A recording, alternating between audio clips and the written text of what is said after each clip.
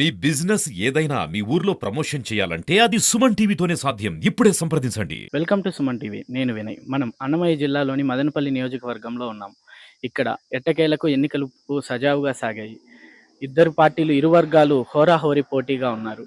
ఇక్కడ మనతో పాటు ఉన్నారు ఈరోజు టీడీపీ ఫైర్ బ్రాండ్ అయినటువంటి ఆర్జే వెంకటేష్ గారు. ఆయన మాటల్లోనే అడిగి తెలుసుకుందాం. సార్ నమస్తే వినయ్ గారు. సార్, ఎన్నికలు ఎట్టకేలకు పూర్తి అయ్యాయి.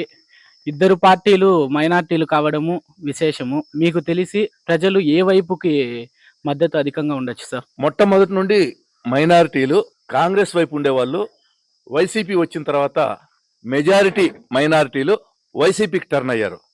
ఇప్పుడు ప్రస్తుతము మదనపల్లెలో ఇద్దరు మైనారిటీలు అయినందువల్ల మైనారిటీలలో కొంత శాతము షాజహాన్ బాషా గారికి ఓట్లు పడ్డాయి. మేము ఆశించిన దానికన్నా అధికంగానే అధిక శాతం ఓట్లు షాజహాన్ బాషా గారు లాగారు. ఎంతవరకు మెజారిటీ ఉండొచ్చు అని మీరు భావిస్తున్నారు సార్?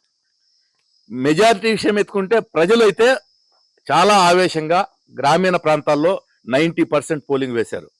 రాత్రి 10-11 గంటల దాకా కూడా క్యూ లైన్లో ఉన్నారు. డబ్బులు పంపిణీ విషయంలో వైసీపీ వారితో మేము పోటీ పడలేకపోయాం. అయినా ప్రజలు అదేమీ పట్టించుకోకుండా కేవలం ఈ ప్రభుత్వం మారాలా, ఈ నిరంకుశత్వ విధానాలకు వ్యతిరేకంగా ప్రజలందరూ క్యూ కట్టుకొని ఓటేసిన మాట వాస్తవం. ఖచ్చితంగా షాజహాన్ బాషా గారు మంచి మెజారిటీతో గెలుస్తారు. బీజేపీతో పొత్తు వల్ల టీడీపీ జనసేనకు లాభమా నష్టమా సార్? మాకు బీజేపీ వచ్చిన దానివల్ల పోల్ మేనేజ్మెంట్ లో చాలా బాగా ఉపయోగపడింది. ఓట్ల పరంగా ఓట్ల శాతం మాకు ప్లస్ కాకపోయినా, వాళ్ళకున్న ఓట్లు తక్కువైనా, ఈ రోజు కేంద్ర ప్రభుత్వంలో అధికారంలో ఉన్నందువల్ల ఎన్నికల కమిషన్ నిక్కచ్చిగా వ్యవహరించి ఎన్నికలను సజావుగా జరపడానికి, ఈ అక్రమాలను అరికట్టడానికి బీజేపీతో పొత్తు మాకు ఉపకరించింది. అందుకనే ఈ రోజు జిల్లా కలెక్టర్లు మార్చారు, డిఐజీని మార్చారు, ఎస్పీలను మార్చారు. అనేక మంది పోలీసులు ఎవరైతే వైసీపీకి తొత్తులుగా పనిచేశారో వారందరి మీద ఎన్నికల కమిషన్ కొరడా జులిపించి ఖచ్చితంగా చర్యలు తీసుకునేదానికి ఉపకరించింది బీజేపీతో మా పొత్తు. కాబట్టి అది మాకు కొంత మేరకు ఉపయోగపడిందనే మేము చెప్తున్నాం. వైసీపీ వారు మేము అధిక సంక్షేమం చేశాము, ఇంటింటికి కొంత సంక్షేమాన్ని అందించాం కాబట్టి ఎట్టకేలకు మేమే అధికారంలోకి వస్తాము అన్న ధీమాతో ఉన్నారు. ప్రజలు వారికి మద్దతు పలికే విధంగా ఉన్నారా లేరా సార్? సంక్షేమము వైసీపీ చేసింది ఏమీ లేదు. వైసీపీ చేసిన సంక్షేమం ఒక బూటకం.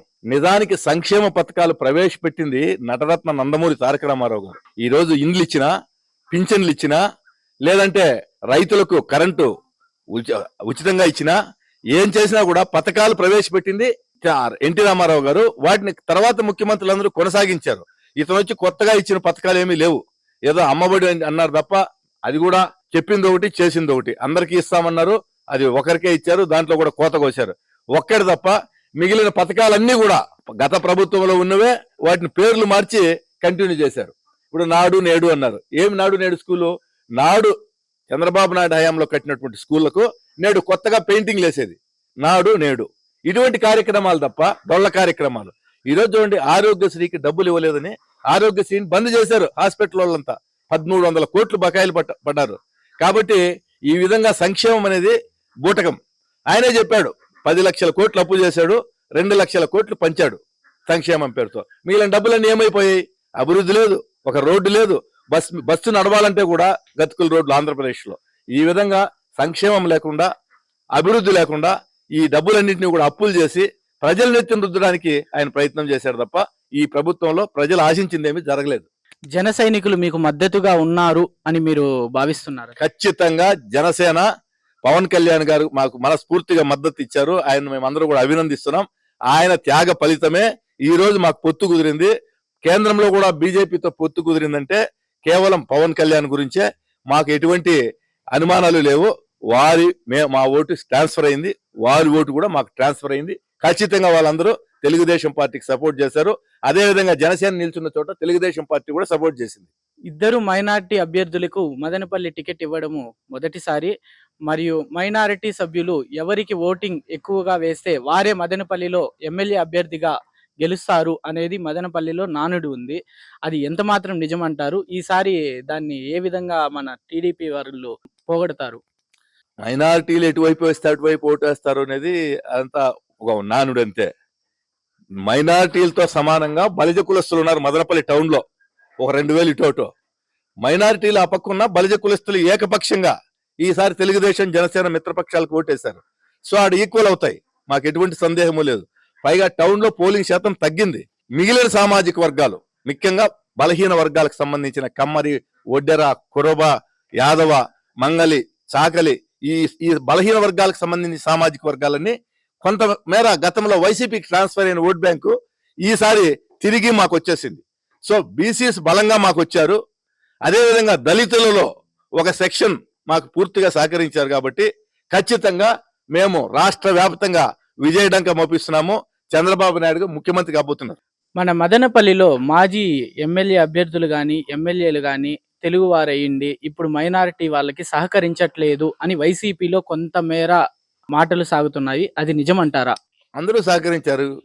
బాబురెడ్డి వచ్చారు, సహకరించారు, పార్టీకి పనిచేశారు. రమేష్ వచ్చారు, నిమ్మనపల్లి మీటింగ్ లో షాజహాన్ బాషాకి సపోర్ట్ చేయమన్నారు. ఇంకా సహకరించింది ఎవరు? అందరూ సహకరిస్తున్నారు కదా.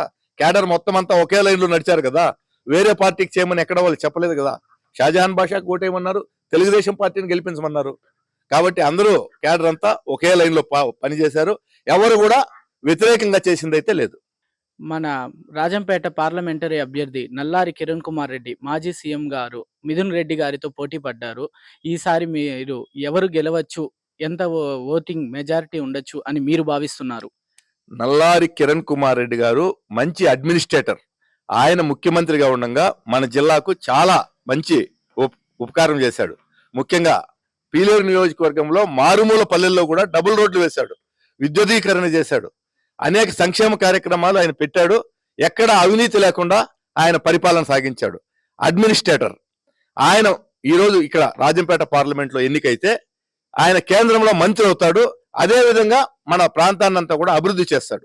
మిథున్ రెడ్డి గారు 10 సంవత్సరాలుగా ఎంపీగా ఉండి కనీసం కడప, రాయచోటి, బెంగళూరు, మదనపల్లి లైను పూర్తి చేయలేకపోయాడు. పైగా దాన్ని పెండ్లిమర్రి నుండి అట్లా మళ్ళిస్తా ఉంటే కనీసం నోరు మెదపలేకపోయాడు. ఇక్కడ సమ్మర్ స్టోరేజ్ ట్యాంకును పూర్తి చేయలేకపోయాడు. ఏమాత్రం ఈడ చిన్న చిన్న పనులు, ఇప్పుడు మాకు రైతులు కొంతమంది కాలువలు చేయమనో సిమెంట్ రోడ్లు ఏమనో ఎంపీ గారికి రిక్వెస్ట్ పెడతా ఉంటారు. అటువంటి పనులు కూడా చేయలేకపోయాడు. కేవలం ఎంపీగా 10 సంవత్సరాలు ఆయన కాంట్రాక్ట్ లేదు బయట దేశాల్లో కాంట్రాక్ట్లు. ఈ రోజు చూడండి, మొత్తం పిఎల్ఆర్ బండ్లన్నీ ఆఫ్రికాకి తరలిస్తా ఉన్నారు. ఏమంటే ఇక్కడ ఎత్తిపోతా ఉంది, బిచారా తెలిసిపోయింది.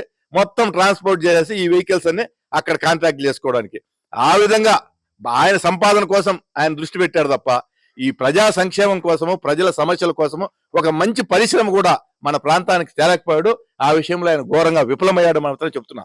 ఈసారి మదనపల్లి మొత్తం జిల్లా చేస్తాము అని టీడీపీ అభ్యర్థి షాజహాన్ బాషా గారు అందరికీ మాటిచ్చారు. ఇది వాస్తవ రూపం దాలుస్తుందా? మదనపల్లి జిల్లాగా చేయడం కుదురుతుందా? మదనపల్లి జిల్లాకు చేయాల్సినటువంటి అవసరం ఎంతైనా ఉంది. మదనపల్లి జిల్లాకు కావాల్సిన అన్ని హంగులు మదనపల్లిలో ఉన్నాయి. స్వాతంత్రంకు ముందే ఇక్కడ డిఎస్పి బంగ్లా ఉంది, సబ్ కలెక్టర్ ఆఫీస్ ఉంది, రిజిస్టర్ ఆఫీస్ ఉంది, అనేక స్కూల్స్ ఉన్నాయి, ఎడ్యుకేషన్ స్కూల్స్ ఉన్నాయి. రాయలసీమలో మొట్టమొదట బీటీ కాలేజ్ ఇక్కడ ఉంది. ఈ విధంగా అన్ని హంగులు ఉండి కూడా దీన్ని చేయలేకపోవడం చాలా దురదృష్టకరం. సాక్షాత్తు మాజీ ముఖ్యమంత్రి నారా చంద్రబాబు నాయుడు గారు హామీ ఇచ్చారు, మదనపల్లిని జిల్లా ప్రకటిస్తామని. దాన్ని షాజహాన్ గారు ఎన్నికలలో అస్త్రంగా వాడుకున్నారు, ప్రతి చోట చెప్పారు. ఖచ్చితంగా ప్రభుత్వం ఏర్పడతానే షాజహాన్ గారి నాయకత్వం కింద మేమంతా కూడా ఒత్తిడి తెచ్చి ఈ జిల్లా చేసేదానికి మేమందరూ కూడా సమిష్టిగా కృషి చేస్తాం. తప్పకుండా మదనపల్లి జిల్లా అయి తీరుతుందని చెప్పి సందర్భంగా తెలియజేస్తున్నా. గత 2 సార్లతో పోలిస్తే ఈసారి ఓటింగ్ శాతం అధికంగా జరిగింది. వృద్ధులు, మహిళలు, కొత్తగా ఓటు వచ్చిన వారు మొత్తం అర్ధరాత్రుల్లో కూడా క్యూలో నిలబడి ఓటు వేశారు. అధిక ఓటింగ్ పోల్ అవ్వడం వల్ల అధికారంలో ఉన్న వైసీపీ మాకే మేలు జరుగుతుంది, జగనన్నను గెలిపించడానికి అందరూ ఓటు హక్కును వినియోగించుకుంటున్నారు అని చెప్పగా టీడీపీ వారు వైసీపీని గద్దె దించేదందుకే ఇన్ని ఓట్లు పడుతున్నాయి, అధిక ఓటింగ్ శాతం పోల్ అవుతున్నాయి అంటున్నారు. దీనిపై మీ అభిప్రాయం? జగన్మోహన్ రెడ్డి గారు ఎన్నికలకి ఈరోజు ఎన్నికలు ప్రశాంతంగా జరిగినాయి ఒక రకంగా రాష్ట్రంలో. మాచర్ల, గుంటూరు జిల్లాలో, తాడిపత్రి, అనంతపురం జిల్లాలో ఇటువంటి 4-5 చోట్ల తప్ప మిగిలిన చోట్ల వైసీపీ కార్యకర్తలు వాళ్ళకి అర్థమైపోయింది ఎక్కడ కూడా హింసకు పాల్పడకుండా. ఎందుకంటే పుంగనూరులో పెద్దిరెడ్డి, ఈ 4-5 చోట్ల తప్ప మిగతా రాష్ట్రం అంతా కూడా ఒక రకంగా ప్రశాంతంగా జరిగింది. దానికి కారణం ఏమంటే వైసీపీ వాళ్ళు ఇప్పటికే తెలిసిపోయింది, వచ్చే తెలుగుదేశం పార్టీ ఎందుకు వాళ్ళతో ఇబ్బందులు అని చెప్పేసి సైలెంట్ అయిపోయారు. ఖచ్చితంగా తెలుగుదేశం పార్టీ అధికారంలోకి రాబోతా ఉంది. జూన్ 4వ తారీఖు మీరు అందరూ చూస్తారు. ఉమ్మడి ప్రభుత్వం ఏర్పడబోతుంది తొందరలోనే. సార్ ఉమ్మడి ప్రభుత్వము ఎన్ని సీట్ల వరకు రావచ్చు అసెంబ్లీ నియోజకవర్గాలు సార్? 120 నుండి 145 దాకా వస్తాయి మాకు. ఎంపీ స్థానాలు సార్? ఎంపీ స్థానాలు కూడా దాదాపుగా 22 స్థానాలు వస్తాయి. మన మదనపల్లి నియోజకవర్గంలో ఓటింగ్ ప్రశాంతంగా జరిగింది, ప్రశాంతంగా ముగిశాయి అని మీరు భావిస్తున్నారా? అంటే ఒక చెదురుమదురు సంఘటనలు నిమ్మనపల్లి మండలంలో ఆ వెంగవారిపల్లి ఎన్నికల అనంతరము ఈ ఆవులపల్లిలో జరిగిన సంఘటనలు, మదనపల్లిలో పోలింగ్ రోజు ఒక ఇన్సిడెంట్స్ తప్ప, చిన్న చిన్న సంఘటనలు చెదురుమదురు సంఘటన తప్ప మొత్తానికి మదనపల్లిలో ప్రశాంతంగా వాతావరణంలో ఓటింగ్ జరిగింది. ఏమి ఇబ్బంది లేదు. ఆ చిన్న చిన్న సంఘటనల వల్ల టీడీపీ పార్టీకి ఏమన్నా నష్టం వాటిల్లే అవకాశం ఉందా సార్? లేదు. తీవ్ర ఫ్రస్ట్రేషన్ లో వైసీపీ వాళ్ళు దాడులు చేశారు మా వాళ్ళ మీద. వెంగవారిపల్లిలో అక్కడ మాజీ సర్పంచ్ మా ఏజెంట్ల మీద దాడి చేయడం, అక్కడ లోకల్ గా ప్రచారం చేయొద్దని దానికి. అదేవిధంగా ఎన్నికల అనంతరము మదనపల్లి మండలంలో ఆవులపల్లిలో మా కార్యకర్తల మీద రాళ్లు రువ్వడము, మదనపల్లి టౌన్ లో అక్కడ ఒక కౌన్సిలర్ మా కార్యకర్తలను బెదిరించి భయపెట్టాలని చూడడము, ఇట్లాంటివి తప్ప చెదురుమదురు సంఘటనలు తప్ప పెద్దగా ఘర్షణ వాతావరణం ఏమీ జరగలేదు.